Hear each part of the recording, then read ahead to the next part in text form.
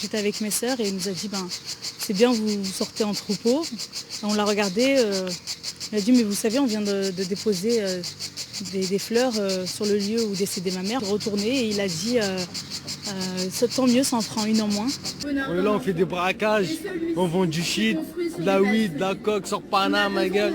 Donc chez vous c'est l'Algérie en fait. Voilà, chez moi c'est l'Algérie. Mais pourquoi vous êtes ici alors du coup? Ah, pour l'argent, mon frère. Polémique sur polémique sur polémique sur polémique, ça en deviendrait presque lassant. On va être très clair, la France a actuellement un problème identitaire majeur, et chose gravissime, il n'y a quasiment aucun débat de fond là-dessus. C'est dingue, si on ose dire qu'il y a trop d'immigrés en France, on se fera immédiatement taxer de raciste, de fasciste ou de partisan de l'extrême droite. Et à l'inverse, si on clame que la France a pour devoir d'accueillir plus d'immigrés, on se fera traiter d'islamo-gauchiste. Bref, on patauge littéralement dans les amalgames, la bien-pensance et les tabous. Soyons honnêtes, on peut penser ce qu'on veut de la politique migratoire française, dire qu'elle est trop laxiste, dire qu'elle n'est pas assez humaine, dire qu'elle est trop ceci ou pas assez cela. Chaque point de vue est compréhensible, mais refuser le débat, l'occulter ou vouloir en sortir en diabolisant constamment ses adversaires, c'est la pire des choses qu'on puisse faire. Si on ne peut plus parler ouvertement du thème de l'immigration sous peine de se faire injurier publiquement, c'est un problème grave. Et ça n'amènera in fine qu'un sentiment de rancœur et de gêne profonde préjudiciable pour tous. Intégration, immigration, assimilation, il est temps de parler des faits et tant pis s'ils ne plaisent pas, de recontextualiser le tout, chose que personne ne prend le temps de faire, et pour une fois, on va essayer de comprendre chaque point de vue dans une optique non pas de convaincre, mais de faire avancer la réflexion. Ensuite, libre à vous de vous forger votre propre opinion suivant votre sensibilité. Pattern Actu numéro 22, tirons le débat vers le haut, c'est parti.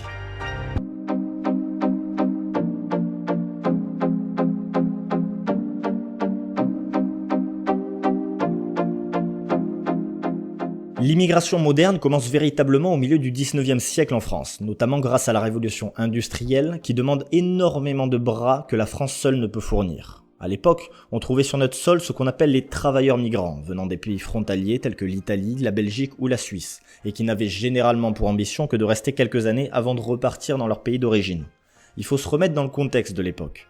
Comme vous pouvez l'imaginer, il y a 150 ans, les frontières étaient ultra poreuses. Le chômage et les aides sociales n'existaient pas, donc les va-et-vient étaient incessants en fonction de la demande en main-d'œuvre des entreprises et des paysans du coin. Le migrant n'était qu'un travailleur n'ayant quasiment pas de droits, pas de protection et dont on pouvait disposer à sa guise.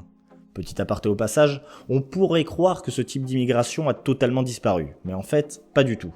Certains pays, et je pense notamment à Singapour, l'ont modernisé, mais ils ont gardé le concept de travailleurs migrants, qui une fois au chômage doivent s'en aller impérativement. Mais revenons en France. À la fin du 19e siècle, les tensions se font palpables entre autochtones et immigrants, particulièrement dans le sud-est. À l'époque, les locaux accusaient les Italiens de leur voler leur travail, et surtout de faire baisser les salaires de tout le monde. Toute cette tension s'accumule petit à petit et explosera à intervalles réguliers, et plus particulièrement en août 1893, dans le triste événement qui fera une dizaine de morts qu'on appellera le massacre des Italiens d'Aigues-Mortes. Malgré cette violence et cette xénophobie palpable, force est de constater que les Italiens souhaitant rester définitivement en France seront assimilés et naturalisés très rapidement. Les autres rentreront assez vite dans leur pays d'origine. Tout ça pour dire, n'oublions pas que la relation entre nationaux et étrangers n'a pas toujours été paisible, loin de là. Ensuite, au XXe siècle, les migrations vers la France sont en adéquation avec les grands événements, comme on peut le voir sur ce graphique. Après l'hécatombe de la Première Guerre mondiale, on fait appel de nouveau en grande partie aux Italiens, aux Belges et aux Polonais pour repeupler la France. C'est une immigration nécessaire, voulue, qui prospérera jusqu'à la crise de 1930 et la Grande Dépression qui s'ensuit. Et la Grande Dépression, c'est un événement capital, car tout à coup les gouvernements en place optent pour un raidissement drastique de la politique migratoire. Préférence nationale, instauration de quotas, impossibilité pour les migrants d'exercer certains métiers, expulsion d'étrangers sans possibilité de recours et ainsi de suite. Ces mesures radicales font chuter le nombre d'allochtones présents sur le territoire et ce malgré même l'arrivée des 500 000 Espagnols fuyant la dictature de Franco. Autre époque, autre mœurs, ce sont des bus entiers remplis de Polonais que l'on expulse sans concession et sans nulle autre forme de procès. Bref, la première et seule réémigration forcée française. Après la Seconde Guerre mondiale, on fait une nouvelle fois appel à la main-d'œuvre étrangère pour reconstruire la France. Les Italiens, les Espagnols, les Portugais et pour la première fois les Algériens sont en fer de lance. La guerre d'Algérie et le rapatriement des pieds noirs contribuent bien évidemment à la progression de cette courbe, ainsi que l'arrivée progressive de travailleurs venant des anciennes colonies. Avec le plein emploi et les 30 glorieuses, le modèle français d'assimilation fonctionne à merveille. La situation est au beau fixe, immigrés locaux cohabitent paisiblement jusqu'à cette terrible année 1973. 16 octobre 1973, le ministère des Affaires étrangères du Koweït, les ministres de 6 États producteurs du Golfe et membres de l'OPEP décident d'augmenter immédiatement de 70% le prix de leur pétrole. La situation économique se dégrade subitement, le coût de la vie explose, l'activité économique ralentit, les politiques sont totalement pris au dépourvu par cette flambée des prix du pétrole. Ainsi, on aurait pu croire que les mêmes méthodes utilisées dans les années 30 allaient refaire surface pour faire chuter l'immigration et pallier au problème du chômage grandissant. Cependant, pas du tout. Car en 40 ans, la France a bien changé. Les lois votées après la Seconde Guerre mondiale accordent beaucoup plus de droits aux travailleurs étrangers. Leur accordent le chômage, ils ont accès à de nombreuses prestations sociales, tout comme les natifs, et ne sont plus considérés comme des travailleurs dont on peut disposer et expulser comme on le souhaite. Ainsi, Valéry Giscard d'Estaing ne peut plus avoir une politique migratoire aussi féroce que celle des années 30. De plus, le nombre de réfugiés politiques demandant l'asile explose. La réémigration forcée devient impossible. Ce qui fait que malgré la fermeture relative des frontières aux nouveaux arrivants et les multiples propositions d'aide au retour, le pourcentage d'immigrés dans la population ne va pas s'inverser mais va simplement stagner. Fait notable, avec le décret sur le regroupement familial d'avril 1976, Valéry Giscard d'Estaing et son premier ministre Jacques Chirac vont autoriser les familles des travailleurs à venir s'installer sur le territoire. Au départ, c'est uniquement pour que les migrants puissent avoir une vie de famille normale et puissent s'intégrer plus facilement. Mais cela veut surtout dire qu'on passe irrémédiablement d'une immigration de main-d'œuvre, de travail, au profit d'une immigration de peuplement. La situation est plus ou moins la même depuis 1973, à l'exception que de plus en plus, les flux migratoires ne sont plus à l'initiative des employeurs réclamant une certaine main-d'œuvre, mais à l'initiative des candidats eux-mêmes, espérant trouver une vie meilleure en France comparée à leur pays d'origine, comme on a pu le voir notamment avec la crise des migrants de 2015. Aujourd'hui, les migrants, et je n'inclus pas la descendance, représentent au moins 9% de la population. Et comme beaucoup me l'ont fait remarquer dans les débats paternactus sur Facebook, assimiler un migrant dans un groupe de 100 personnes, c'est assez simple.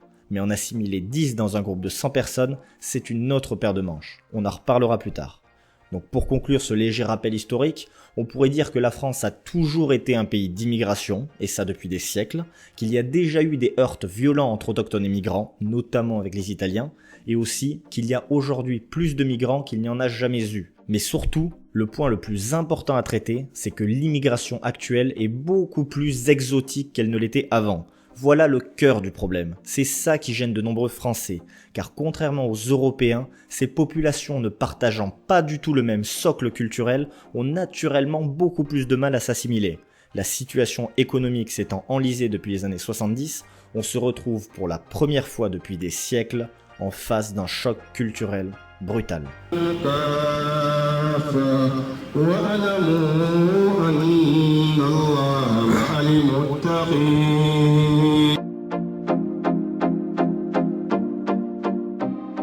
La France est un pays en majorité de culture latine et anglo-saxonne. Il était donc évident que le clash allait venir de populations immigrantes venues de civilisations diamétralement différentes, et notamment les immigrés d'origine subsaharienne, nord-africaine et du Moyen-Orient, qui représentent la moitié des étrangers de France. Au passage, et même s'il y a beaucoup de choses à dire, la diaspora venant de Chine et d'Asie du Sud-Est étant relativement faible, on ne se focalisera pas dessus. Alors la première chose qu'il faut comprendre, c'est que cette culture française, qui est représentée par des coutumes, un mode de vie, des symboles, des valeurs, de nombreux Français ont peur de la perdre.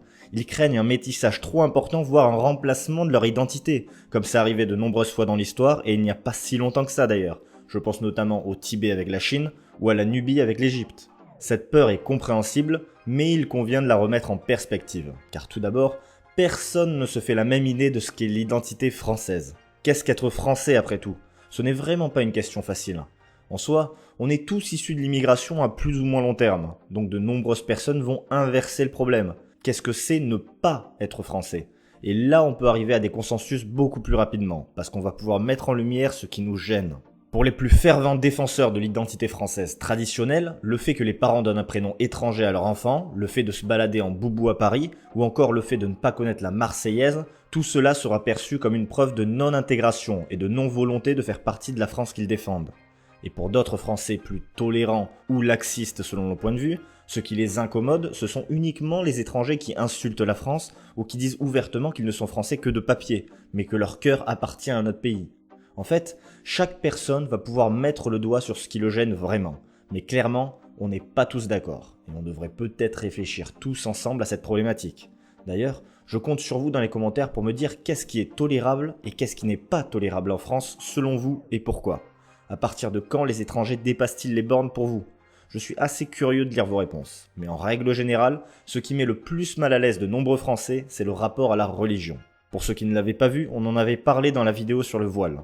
En gros, il faut savoir qu'en France, on s'est battu pour que la religion rentre dans la sphère du privé. Donc les immigrés très croyants qui arborent les religions aux yeux de tous, ça ne passe pas forcément bien. C'est une perte de valeurs et de coutumes qui pèse lourd pour de nombreux Français. Ne vous inquiétez pas, ça y est des gens comme ça qu'après, eh bien tout le monde sera voilé, vous inquiétez pas. Moi je suis voilé et fier, d'accord. Eh bien moi j'en suis pas fier. Eh bien j'espère que des gens comme vous, on les renverra en Arabie Saoudite. Ensuite, ces chocs culturels ne sont pas insurmontables. Il faut le dire parce qu'on le met quasiment jamais en lumière, et c'est une erreur de la part des médias, mais une grande partie des immigrés réussissent plutôt bien en France. C'est ce qu'on appelle la majorité silencieuse. Ils trouvent du travail, s'intègrent, s'assimilent. D'ailleurs, de nombreux Français de confession musulmane boivent du vin, sortent et se fichent totalement de la religion. Il n'y a qu'à regarder les chiffres. Plus des 2/3 des femmes musulmanes ne portent pas le voile. Et ça, on a trop tendance à l'oublier. Bref, même en gardant certaines attaches à leur région d'origine, la majorité des allochtones optent quand même pour un mode de vie occidentalisé. Et il faudrait qu'on leur rende un peu plus honneur. Seulement, il existe aussi une partie qui peine à s'intégrer et qui clairement fait n'importe quoi. Pour en terminer sur le thème de la religion, il y a enfin eu une étude mesurant l'intégration des musulmans que je vous conseille fortement de lire, au moins en diagonale. Et on a pu se rendre compte que près de 28% des musulmans, et notamment la moitié, oui, près de 50% des moins de 25 ans, sont en rupture totale ou partielle avec les valeurs de la France. Là, on devrait, je pense, arriver à un consensus pour dire que ces personnes ne représentent pas la France et ne respectent pas ses valeurs. Car en effet, la grande partie de ces sondés plébiscitent la burqa et le niqab, la polygamie, ils déclarent que la charia est plus importante que les lois de la République, n'acceptent pas de se baigner dans une piscine mixte, et certains peuvent même refuser de serrer la main d'une personne du sexe opposé. Tout ça pour dire, il y a bien 1 ou 2 millions de musulmans sur notre territoire, soit 2-3% de la population, qui sont totalement déconnectés des valeurs françaises. Qu'est-ce qu'on fait ? Car non seulement culturellement ce sont eux qui posent les plus gros problèmes, mais en plus, étant en majorité dans des situations financières très précaires, ils ont la fâcheuse tendance à se regrouper dans les mêmes quartiers. Et vous savez très bien les problèmes de paix sociale que ça engendre. Ben voilà, dans ce café, il n'y a pas de mixité. Est-ce que c'est normal? À Sevran, on n'est pas à Paris. Même à Sevran, c'est la France. T'es dans le 93. Et alors, le 80... Et alors à Paris, c'est des mentalités différentes. C'est comme anglais. Franchement, les mecs sont honnêtes. Ils n'ont pas l'air forcément d'être totalement attardés. Seulement, ils sont français mais ont leur tradition, leur culture, leur religion et ne sont absolument pas assimilés. Qu'est-ce que vous feriez pour pallier à ce problème ? Voilà pour cette première partie. Donc là, on a parlé de l'histoire de l'immigration et du choc culturel, tandis que dans la deuxième, on va se focaliser sur le communautarisme et essayer de comprendre pourquoi concrètement les étrangers ont plus de mal à réussir en France. Après tout, est-ce qu'il y a du racisme dans l'équation ?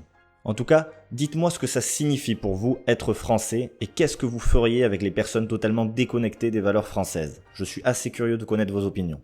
Sinon, comme d'habitude, pour participer, abonnez-vous aux réseaux sociaux, mettez le pouce bleu et partagez la vidéo sur des groupes Facebook qui pourraient être intéressés. La visibilité, c'est le plus beau cadeau que vous pouvez me faire. La suite sort dans 2 semaines. Merci d'avance pour votre soutien. Citoyen du monde, enivré à la vie, papier rectangle pour une terre ronde.